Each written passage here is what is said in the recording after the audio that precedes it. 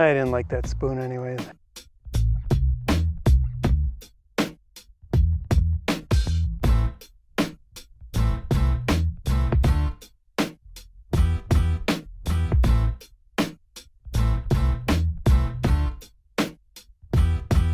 Hey guys, Rocky with Wild Edge Outdoors.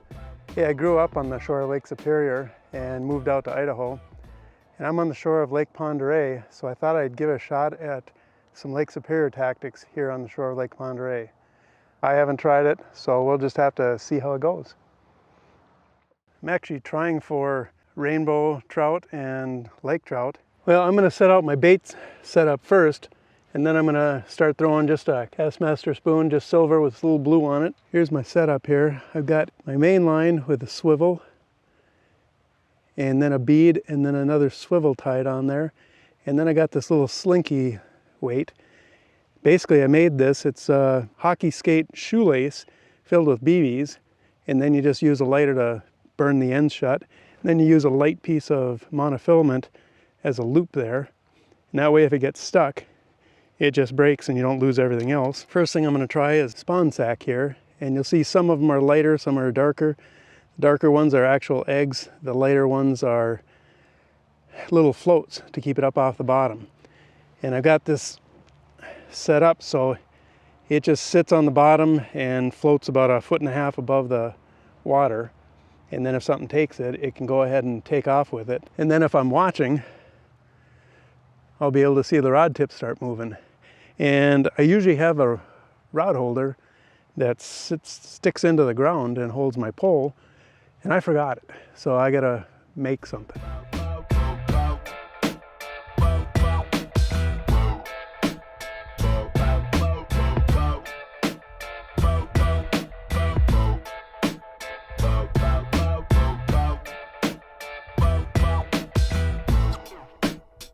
I think I might change baits. I got worms with me too, and I might move it over to that deeper spot.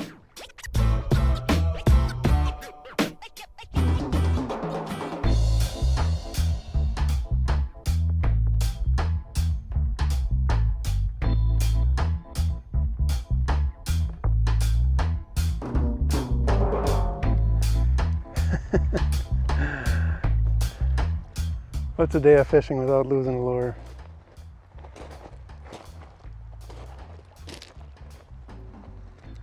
That's gonna, that didn't snap.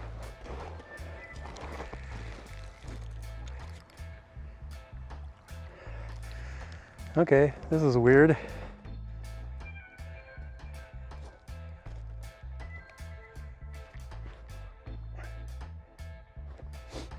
It's a really big fish.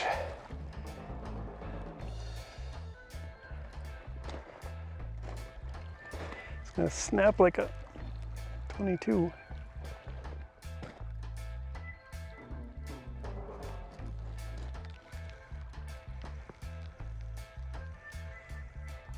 What the heck?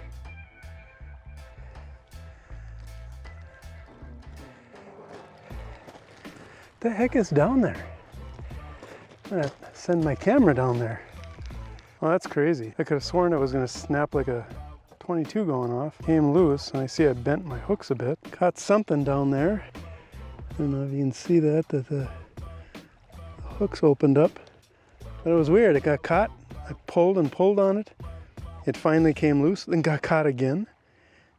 Did the same thing. I thought it was gonna snap. It came loose. And then it got caught again. I think it was a huge fish. I think the fish are too cold to chase my spoon. I'm gonna go to a worm. Actually, I'm just tired and lazy. Well, fishing isn't going so good today. It's beautiful scenery and it's great to get out. Got a snag that I thought was a fish. That's always fun.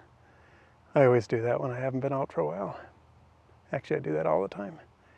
But yeah, we'll keep going for a while, see what happens. No promises.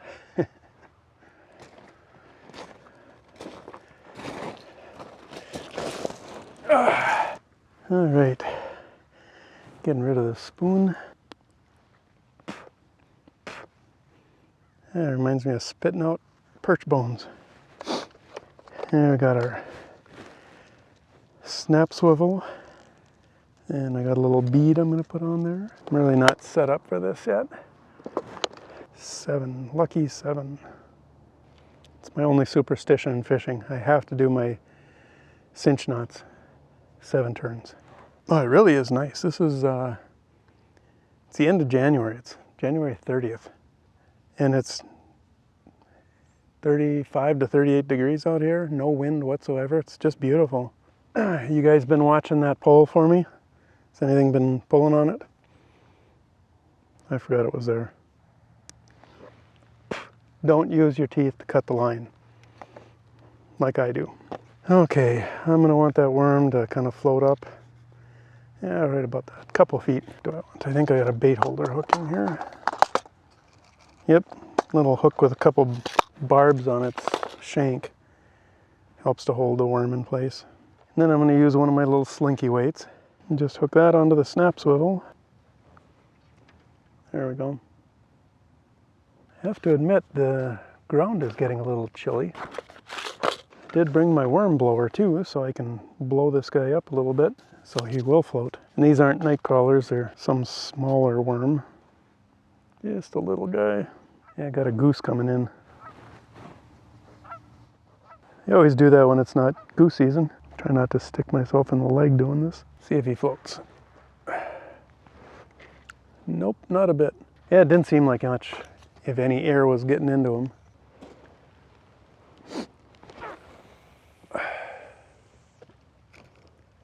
See how deep it is. 1, 2, 3, 40, 41, 42, 43. I'm gonna grab my jacket so I can sit on something. Them rocks are getting cold.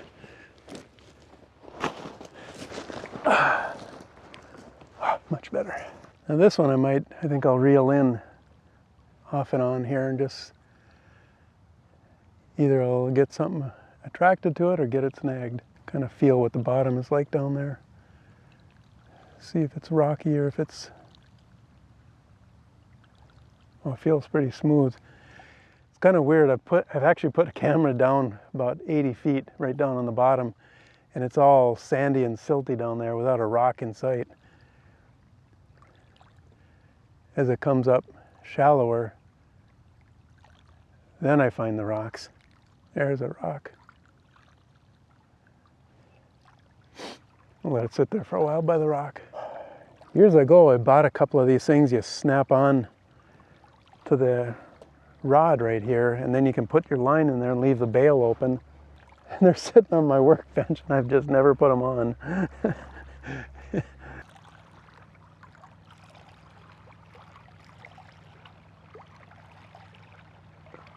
Well, that's weird, whatever that is, it's moving.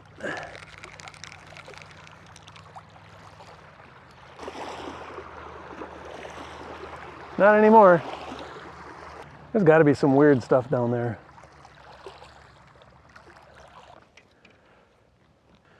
Sure, there's a lot of stretch in this monofilament.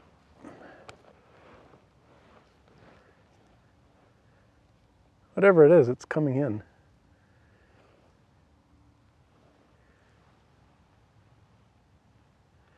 Probably a big stick.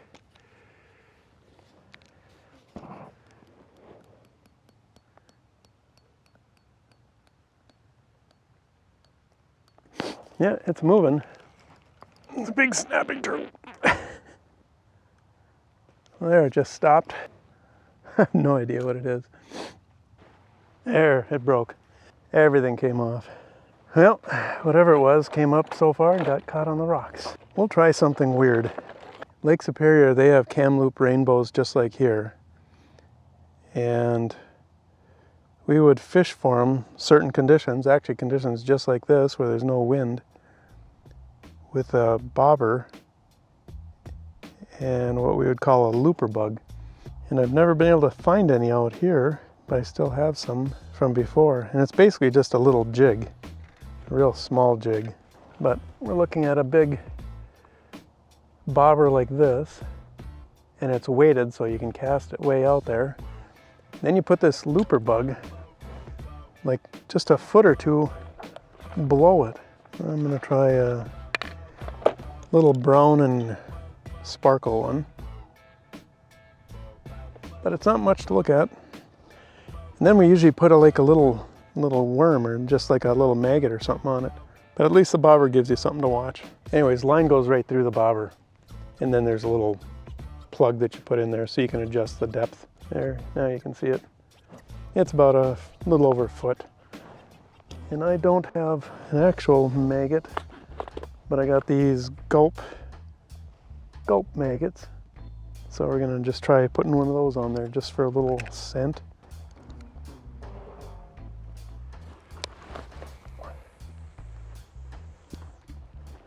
The nice thing about the bobber is you can cast it out and there's always, even when there's no wind, there's some kind of a current. So you cover a little bit more ground.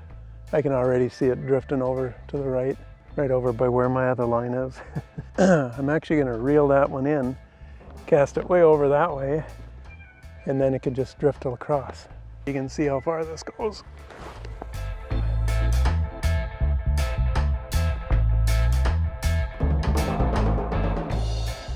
I have to admit, I don't have a lot of patience today. Hey guys, I'm giving it up. It's getting later in the day and no bites whatsoever. It was kind of fun to give it a shot and see what would happen. It's always nice to get out even though I didn't get a bite or anything, but it was quiet, kind of nice out here, beautiful scenery, just relaxing. So hey, thanks for tuning in, and if you like any of this kind of stuff, hit the subscribe and we'll see you next time. Later.